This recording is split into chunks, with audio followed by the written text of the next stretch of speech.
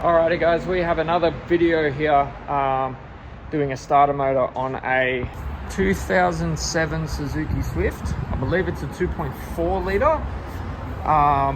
And this one's going to be a little bit of a pain in the ass because the alternator's all the way down there.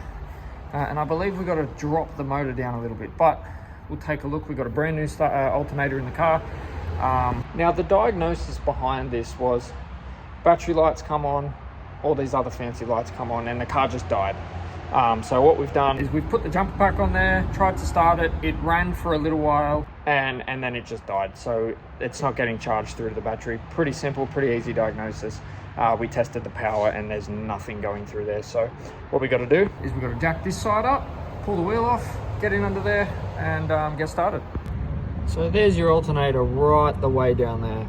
I have seen videos of it being able to get pulled out through the top, but I think in my opinion it's going to be a little bit easier just to get it out through the bottom. So that's exactly what we're going to do. All right, so the first thing I did was get a 12mm deep socket on a 3/8 ratchet just down here to the adjuster for the alternator to get the belt off. And then there's another bolt just there. I don't know if you can see it, just on the top of the alternator there, that we've got to get to as well. All right, now with that little bolt undone just here, I got that undone with a long 12-14mm spanner, and now that's all that I can really do up the top except pull the belt off. There's a little adjuster there, and then we'll move underneath. And I forgot to mention as well, don't forget to disconnect the battery.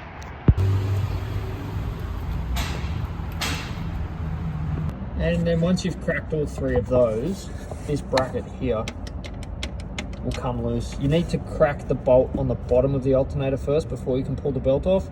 So make sure you do that, which I'm going to go do now. But now this is loose, this is finger tight, and then we'll move underneath and get this belt off.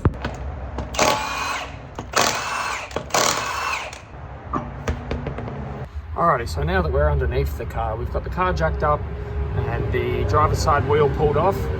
Looks like we're going to need a hex socket here, and I'm going to pull these two out. They look like 212s. That looks like a H7, but I will correct myself, and then this belt will come straight off. So I stand corrected. It is a H8, but I have lost mine. So I've got to come up with something that will work to get that off, but I'll make it work. All right, so I managed to get it loose with this Allen key here, and the good old put the spanner on there and for a bit of leverage, but we got it off. It's loose, so now that belt should come off. Yep, it's loose. Alrighty, so now that we've got the belt off, we've taken the plug off here, and now we're going to undo the power wire. Don't undo this unless you've got the battery under. Got the alternator completely loose up in here. Just got to undo these three here, and then we'll start exploring our options of how to get it out. Alright, so now we've got this main bolt out. The alternator will now free move inside there. So you can actually, once you get it out of its little home, yeah, there you go, it's wiggling around now. So the alternator is actually not held in by anything at the moment. So now we just got to figure out, okay, how are we going to make enough room to get it out? And some of you might say pull the drive shaft out, but I don't really want to do that. We'll figure something out. We've got both these two bolts cracked here. And that should give us more room just to get this alternator out. There we go, there's the two bolts and a little triangle bracket thing. So as you can see, there's definitely not enough room just to wiggle this guy out here. You can try and move it around into all different angles, but there's not enough room. So what we're going to do is I'm going to take this engine mount out, and with the jack I'm gonna raise the motor with a piece of rubber underneath it, of course, so we don't crush the sump. And then hopefully that'll just give us that extra bit that we need. Beautiful. All right, so now it's just a matter of figuring out, okay, is lifting the motor gonna get it out easy, or is dropping the motor gonna get out easier? We'll find out. So what I'm doing now is I'm gonna take the airbox out. Reason why I'm doing this is because when you jack the motor up, this was hitting on here. So we've got to try and get as much room as we possibly can to play with, and then we'll see what we can do. So now with the airbox now out, don't forget about these two little hoses because they were a pain. One of them just goes on here and the other one wraps around the back of the manifold here. If you stick your hand, you'll be able to feel it. But now we've got all this room to play with, so let's jack the motor up a little bit more and see what happens. We've almost got enough room after lowering it down a little bit, so it's like almost there. It's so close. I either need to go up a little bit or down a little bit, but it's right there. Would you look at that? Out she comes. So you have to lower the motor. Beautiful. Alright, so now we've got the old alternator out and we've got the new one just here.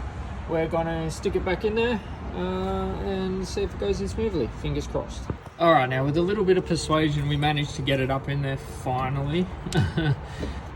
But yeah, we'll just bolt it in now. We'll get these bottom bolts in first and then we'll work on the top. Alright, so we finally got these 3 bolts in. It's quite a bit of a pain to line it all up, but nonetheless we still got it. Now we're going to move up the top, put the top bolts on, and while I'm here I'm probably just going to sit the belt over there just to make it a little bit easier to get it back on.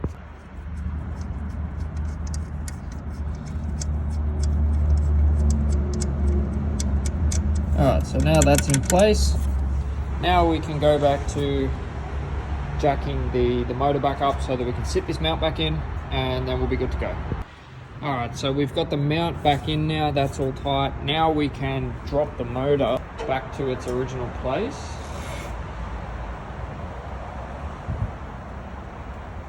There we go. So now what we're going to do is we're going to tighten up this alternator so that the belt is nice and tight. Now I've already got it on, I've already got the belt on. We just need to tighten it up, so that's why I put the belt on before, so we don't have to worry about it now. But now we just do up the adjuster. We've got to do up this one here, and then there's one just underneath the adjuster here to do up, so we make sure the alternator's nice and tight. Now we got the bottom 2 bolts tight, and get some tension on that belt. And then we're gonna do up the one underneath. Alrighty, so now we've got the belts on, all the bolts up here are tight. Now we're gonna move down here and we're gonna do up this hex bolt here. Now we've just connected the battery back up. We've got the power plug back on and the main harness is plugged in down there. And that's pretty much it. Now, you guys won't have to take this off because I ended up lowering the motor. You don't have to like raise it. So I lowered it. Don't worry about taking this off. That was a waste of time. And I'll cop that one on the chin. Alrighty, so now we've got the jumper pack on there because the failure of the alternators caused the battery to go flat. So now we're just gonna wander around and we'll see if it starts. It does. Battery light's now gone. And now we're gonna test, make sure that the alternator's charging. So I'll show you how to do that if you don't already know. So you're gonna need one of these, a multimeter. And what you wanna do is you wanna put it you wanna put the positive on the power wire to the alternator, and then you wanna put the black, so the negative, on the negative of the battery. And you just wanna make sure that there's constant charge going to the battery. Now look, the car's running. If it wasn't running and it just died, then that's indication that the alternator isn't working, but just for the sake of this video we're going to test it anyway. Alright, so we've got the negative on the negative and we've taken the little cap off the alternator power wire just there, and just want to be careful with all your cables that they don't get tangled up in anything, but just chuck it on there like that. 14.2, that's good to me. Alrighty, and that's it, job done. Took me about maybe an hour and a half worth of labor. I did have to run out and grab a part, but other than that, it took me about an hour. But it's definitely one of the hardest starter motors I've had to do. Look, you don't need any crazy tools. You only need a hex 8, maybe a 12, a 10 mil, and that's pretty much it. A couple of jack stands and a jack, a rattle gun, and that's it.